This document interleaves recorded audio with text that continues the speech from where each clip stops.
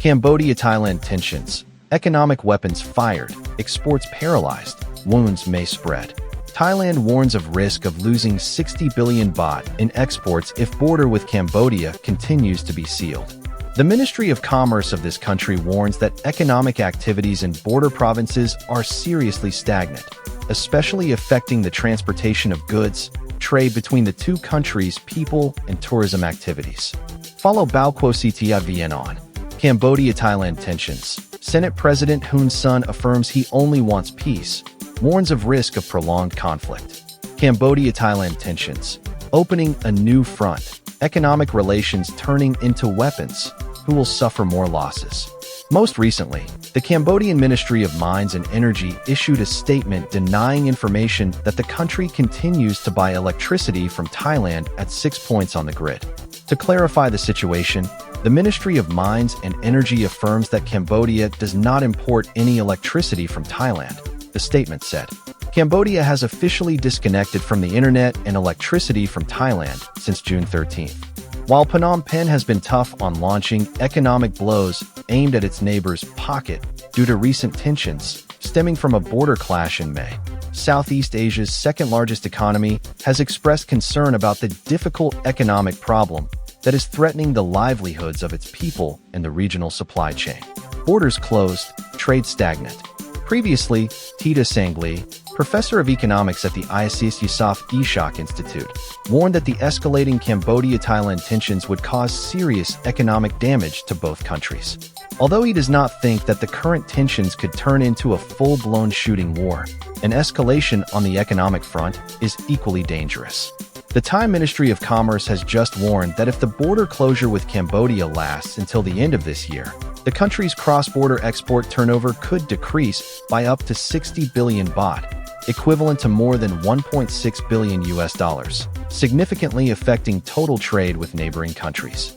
The above information was announced by Ms. Arata Fuingthong, Director General of the Department of Foreign Trade, DFT, of the Thai Ministry of Commerce, on June 28.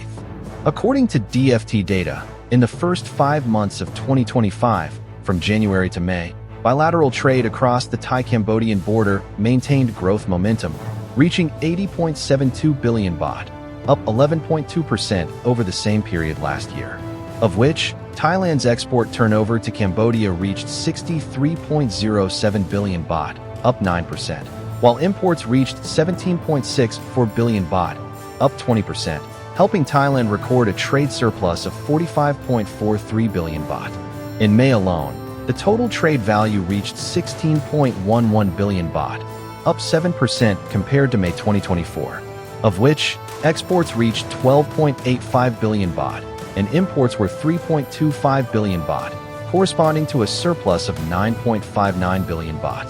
However, Ms. Arata said that the trade situation began to show signs of decline from June due to the border closure orders starting from June 7th, causing travel, transportation of goods, and domestic and international tourism activities to stagnate. According to local trade offices along the Thai-Cambodian border, many shops and businesses on both sides have had to close due to a sharp drop in visitors. To support affected businesses, the Thai Ministry of Commerce is implementing alternative measures such as arranging sales spaces in government buildings, shopping malls, and the private sector. The most affected industry is fresh fruits and vegetables, but the damage is assessed as low because it is the end of the harvest season. The Thai Ministry of Commerce has coordinated with public and private agencies to support domestic consumption. For consumer goods and industrial products, the ministry is actively supporting businesses to find alternative shipping routes, expand new export markets, and promote online sales channels. Regarding imports, some important items such as cassava, a key raw material for processing and re-export, have also been affected. However, according to Ms. Arata Fuingthong, Thailand may switch to importing from Laos, which currently supplies more than 60% of the country's cassava imports. The impact has not been widespread, but caution is needed. Ms. Arata emphasized that the border closure mainly affected land trade, while Thailand's seaborne exports to Cambodia were still operating normally. In the first 5 months of the year, Thailand exported a total of 145.53 billion baht of goods to Cambodia, up 8.7%. of which border exports accounted for 63.07 billion baht, up 9%, an average of about 11 billion baht per month. However, if the current border closure situation lasts until the end of the year, border exports could fall by up to 60 billion baht. At that time, the total value of border trade with four neighboring countries, Cambodia, Laos, Myanmar, and Malaysia, will decrease by about 1%. This will drag the total growth of border trade for the year down to about 1.8 to 2%, much lower than the target of 3%, equivalent to 1,870 billion baht, set at 1.87 trillion baht, Ms. Arata said. However, Thailand's trade with Laos and Malaysia still grew well, 12.96% and 13.2% respectively, partly offsetting the loss from Cambodia. Currently, the Department of Foreign Trade of Thailand is closely coordinating with provincial trade offices and customs checkpoints to closely monitor the situation and report daily, following the security measures applied at the Thai-Cambodian border. The agency also joined a special task force to handle the situation arising at the border with Cambodia.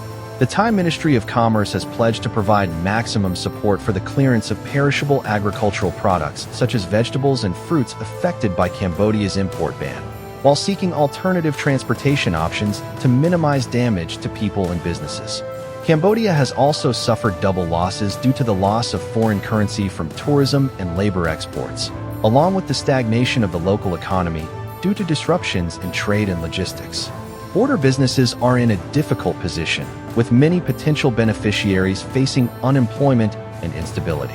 If tensions persist, the economic damage will not only be a number, but will have a profound impact on the development potential of the border region and social trust.